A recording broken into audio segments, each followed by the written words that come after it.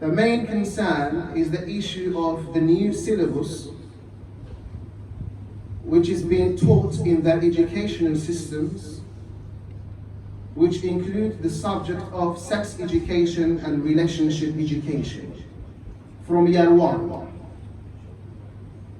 In primary schools, they're obliged to teach this subject, not necessarily every day or every week, but there are lessons concerning what? Relationship education and sex education. And what do we mean by relationship education? A relationship between a man and a woman, whether boyfriend or girlfriend, or a husband and a wife, or a woman with another woman, or a man with another man. This is what it means, relationship education, according to Western societies. Ikhwat al-Iman wal Islam. They have every right to be concerned about these issues in this syllabus, because you're talking about from year 1, as young as 5 years old, they've been introduced to this education. And we all agree that this is not the right age to teach them anything like that. Not even in year 6, not even in year 7, not even in year 8, because they are still innocent. Yeah, 10 when they're 15, 16, 17, at that time they learned what's right, what's wrong. They learned their faith, they learned mannerism, etiquette. At that time we might not argue if you teach them this, and then they have learned, alhamdulillah, they're 15, 16. But as young as 5, 6, 7, 8, 10, 11, 12, they're innocent. Whatever you tell them, they will think of it, it's right. Whatever you tell them it's wrong, they will think of it, it's wrong. Illa ma rahima rabbi, except those who Allah has mercy on them and gives them His special guidance. Ikhwat al-Iman wal Islam. As I mentioned, not only public schools have this. Every school within England is obliged to teach this subject, whether it's an Islamic private school or any other private schools in the UK. But it's all about who delivers this lesson, who teaches this lesson. The intention of the teacher who's delivering this lesson is to 5-year-olds, 6-year-olds, 7-year-olds. What's your intention? I've been teaching in madrasas in Northwest London for the last nearly 10 years. And I get students reporting to me what their teachers in secondary schools and in primary schools, what they teach them and how they try to convince them about a man marrying a man, that it is something okay, and try to normalize that. How they try to convince them and make them accept this. There is a power behind this that is making this teacher pushing really hard to convince this generation. And this is a concern for everyone who believes in the oneness of God and follows His messengers, including us Muslims, number one, the Christians who practice Christianity and the Jews who practice Judaism. Simple as that. Ikhwat al-Iman wal Islam. When it comes to these schools, specifically public state schools, it does not stop there. It is not only about the sex or relationship education only. It's more issues. Number one is this issue. Number two is the bad companionship or friendship they can have when they are in these schools. It can lead them to sometimes atheism, sometimes homosexuality, sometimes to the street selling drugs and involve themselves in criminal acts. Sometimes. It doesn't happen with everyone, but it happens a lot. And Muslim youth are suffering from this more than everyone else here in London. وَلَا حَوْلَ وَلَا قُوَّةَ إِلَّا بِاللَّهِ. It's time for you as a parent, or as a Muslim guardian, or as a brother or a sister who looks after your younger ones, to take action responsibly. Because your generations in 90s or early 2000s, it wasn't like that. What will come is worse as the Sharia informs us. But we have to have protection against that. We have to save ourselves and save our family members. Allah calls upon you in Surah Al-Tahrim and He says, يَا أَيُّهَا الَّذِينَ آمَنُوا قُوا أَنفُسَكُمْ وَأَهْلِيكُمْ نَارًا نَارًا وَقُودُهَا النَّاسُ وَالْحِجَارَةُ عَلَيْهَا مَلَائِكَةٌ غِلَاظٌ شِدَادٌ لَا يَعْصُونَ اللَّهَ مَا أَمَرَهُمْ وَيَفْعَلُونَ مَا يُؤْمَرُونَ. O you who believe, save yourselves as guardians, as parents, as leaders. Save yourselves and save your families from the fire. The fuel for this Jahannam is human beings and stones. In this Jahannam, there is very harsh angels carrying the duties Allah appointed for them to punish the people of Jahannam. They do not disobey Allah when it comes to His orders, and they do as they are told. Alayhim as-salam wa ajma'in. Ikhwatan iman wal Islam, in this verse, it is clear that Allah is ordering everyone responsible for His subjects to take action. Number one, start with yourself, and number two, those who you are responsible for. The second main issue after sex education in these schools is what? Is the bad companionship, as we mentioned. And it leads to one of the three things mentioned earlier. ولا حول ولا قوة إلا بالله. المرء على دين خليله فلينظر أحدكم من يخالل. A man or a woman is upon the religion of their friends. So make sure you choose who to be friends with. Help your son or your daughter who is innocent to choose who to be friends with. Since you have the authority, since they are still innocent, help them choose their companionship. Train them to do that. It doesn't just happen like that. The third main issue that we often face mainly in public state schools is the unacceptable and the uncontrollable misbehavior. Some children misbehave in a way which you cannot control at all.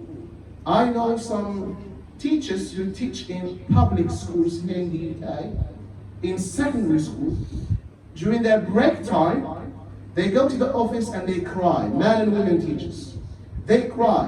When asked, why are you crying? She or he will reply, and these are non-Muslim teachers, I cannot address my students the way I wish, because it will be considered as student abuse or child abuse. I cannot discipline my student the way I want, because in here, the system here in the UK, they give students the flexibility and the freedom to act however they want, however they wish. No teacher can discipline you the way they should discipline you. When they have this freedom, they will rebel against their teachers. They will abuse their teachers. They will call bad names their teachers.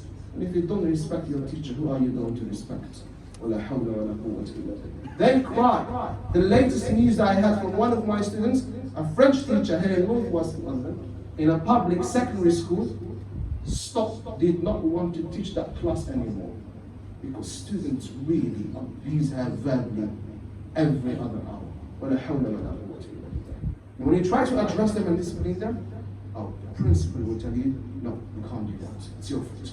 Find a way to deal with them.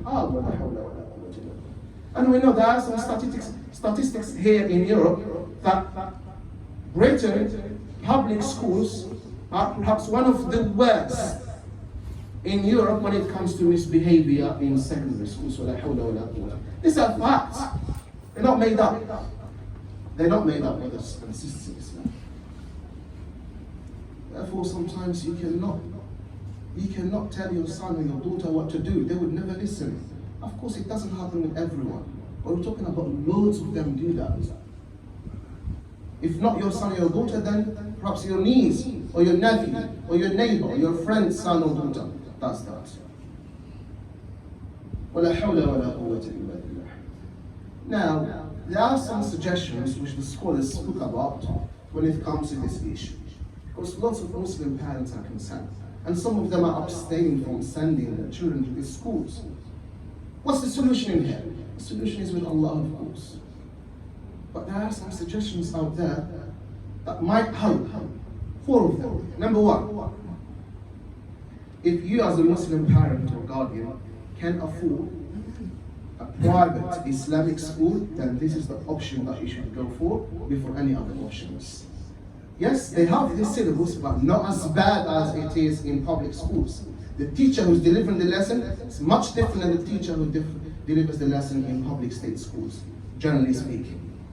If you can afford that, you're wealthy enough, you're rich enough, scholars say it's compulsory upon you as a Muslim to send your children to Islamic private schools, like the Jewish community do. You hardly see any Jewish student in primary school or secondary school in a public school. Why?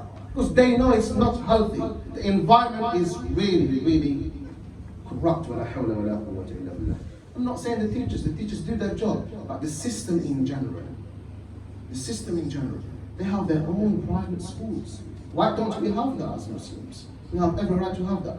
There is, but not everywhere, and not everyone can afford them. If you are wealthy enough, as mentioned earlier, then it becomes compulsory on you to send them, even if it is thousands of pounds yearly. Remember, you're saving yourself and saving them from what? The hellfire. That's number one. And we know most Muslims go to public schools. Yes, from public state schools, people come out, they graduate, become doctors, become lawyers, become leaders. Yes, but this is 1 in 20 or 1 in 30. What about the rest? What about the rest? This is our concern. That's option number one. Option number two is homeschooling. Homeschooling, it can be convenient for some, and generally speaking, it's not convenient for most of us. Because it takes time, and it costs money, and there is many more things behind it. But some people prefer it, and it works for some. You have a teacher that you hire, will come to your house, or whatever you agree upon, and will teach your children in your presence, or within your eye. You know what's going on. It can work for some, but not for everyone. Not for everyone. So it's an option then. Number three, please pay attention to this carefully and understand me correctly. If you as a Muslim parent, you come from a country where there is stability, peace and safety, let's say Saudi Arabia, Kuwait, Morocco, Algeria, Egypt, and some more countries of Muslims where there are no conflicts, where there are no risks of whatever it is, then there is an option. In primary schools, let's be frank in primary schools, it's not as risky as it is in secondary schools. You can send them to public schools from year 1 to year 7 if you couldn't afford the first two options. And then when it's year 7, you go back home. If you're really concerned about that, then that's an option for you. Of course, it's not for everyone. But for some, it is an option. And they should consider that if they can fulfill these conditions. You take them back home. You're from Saudi, you're from Morocco, there's stability. You pay for their private education in English and in Arabic too. You pay because it's affordable in those countries. You stay there for 5, 6 years. When they're 17, 18, if you guys choose to come back, you're welcome to come back. If you choose to stay, that's your choice, your son, your daughter, as long as you're not forcing anyone to that. That's an option to avoid these very sensitive years. Year 7, year 8, year 9, year 10. Because here often where children can go wrong. Why not? It works for many people, and it's legal to do so. Every option I'm mentioning, in the British system, it's legal to do that. If you can't afford that, and we know if you have 3 or 4 different ages, this is impossible for you to do, then the last option is the option where you have no choice at all, but to send them to public state schools. And of course, as I mentioned earlier, public schools differ from one to another. Some outside London might be better, some in London might be better, some can be really bad. So you have to choose depending on your area. So the last option, which is the 4th, you have no choice because we need education, and Muslims must be educated and must achieve the highest qualifications of their educations. Because we can't be the lowest. We need to be the highest, we need to be leaders in societies. No matter what society it is, as long as you are within the boundaries of Islam, be the leader of all if you can. You send them to these public schools, but you have to be very careful. You have to do these options I'm going to suggest, brothers and sisters now. Number 1, you send them there. Your main concern when sending them there is how you, as a father or a mother or a guardian, win the trust of your daughter or son. They have to be best friends with you. Didn't the Prophet Muhammad say to the men who asked him, من أحق الناس بصحابتي يا رسول الله؟ قال أمك ثم أمك ثم أمك ثم A man came to the Prophet and asked him, who deserves my best companionship, O the Messenger of Allah? He said, your mother thrice. And the fourth one, your father. Shouldn't you be best friends with your son as a mother and as a son or a daughter? Yes. When they are facing problems, when they are bullied in schools, when they are facing discrimination, they turn to no one before their mom or dad. Because there is a trust between them. There is a bond that brings them together. Discuss all private matters in an appropriate manner, of course. Because if they don't find that person they trust, they might go back to someone who will misguide them even worse. And this is a common issue, as we know. And their trust. Be friends with them before anyone else. That's one. Number two. And number two, of course, the one that I mentioned now, it must be at all times and with everyone, whether they go to private schools or to public schools. But when it's in public schools, focus on that more. The second one, of course, for all, and that is madrasa, Islamic studies madrasa. It is very important because what they are taught in these schools stays in their mind. They need a cure for that. They need a correction for that. If you take them to a good madrasa, the teacher who teaches them Islamic studies will clarify those doubts and those misconceptions and misunderstanding issues, will clarify in a manner which the Prophet taught us. Because Islam makes sense. Islam is the truth and is the only guidance to success in this dunya and in the hereafter. Even when dealing with children, they will reason with Islam. So choose a madrasa. And I highly advise you, my respected brother and sister in Islam, one day a week madrasa for 1 hour or 2 hours is not enough at all. Don't get me wrong, it's better than nothing. But taking your son or daughter only once a week for 1 hour or 2 is not enough at all. For them to finish the Qa'idah book, which allows them to learn how to read the Quran, it will take at least 3 years to read it correctly, what I'm talking about here. To learn Islamic at the basic will take them time. Within these 3 years, lots of damage can happen in these schools. So twice a week if you could, unless you have very good excuse and you really can't, then لا يكلف الله نفسا إلا وسعها. Allah will not hold you accountable for that which is beyond your ability. Twice, 3 times a week, inshallah ta'ala. Because they take them to many different activities. Tuition centers, they spend hundreds of pounds monthly. 3, 4 hours, 6 hours, 7 hours a week learning math, science, English. I'm not saying it's not good, it's very good, do it. But balance it with Islam. Balance it with Islam. Inshallah ta'ala. Because madrasa will help a lot. Tell me, I tell you, as a teacher who's been teaching that for nearly 10 years, it helps a lot. Especially if the students trust the teacher and they report the issues which are taking place in school. A professional teacher should know very well how to guide on this and advise the students in a professional manner and in a legal manner at the same time.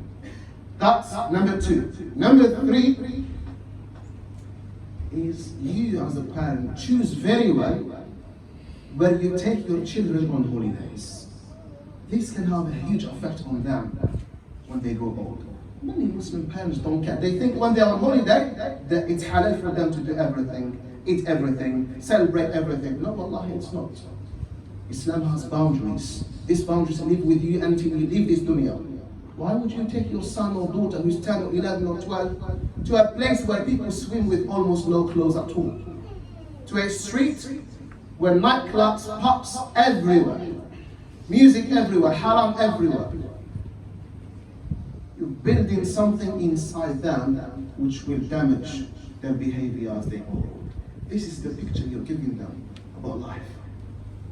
Taking them to Umrah or Mecca, Medina, or to where they are originally from, Pakistan, Bangladesh, Morocco, showing them their true identity, showing them their true community, showing them to where they truly belong, Islamic identity. This will generate something inside them, a pride, a legal pride, a lawful pride in Islam, that I have an identity. I might face racism, I might face discrimination back in the UK, but I belong somewhere originally. Do you understand? I belong somewhere, and this is my identity. And this will keep them close to their faith, Wallahi, it does. But if you take them to the wrong destinations, you're ruining them and spoiling them yourself, unintentionally and unknowingly. Fear Allah when it comes to that. The last one, the fourth one is إخوة الإيمان والإسلام ولا حول ولا قوة إلا بالله العلي العظيم. You as a parent must be very mindful of who your children are talking to, chatting to, socializing with, what kind of social media they're using, what kind of platforms they're exposing themselves to. Because some parents now, the problem is beyond their control. Because when their son or daughter were 6 or 7 or even 5, they gave them a smartphone or an iPad. Do whatever you want to do. Watch whatever you want to watch. Chat with whoever you want to chat.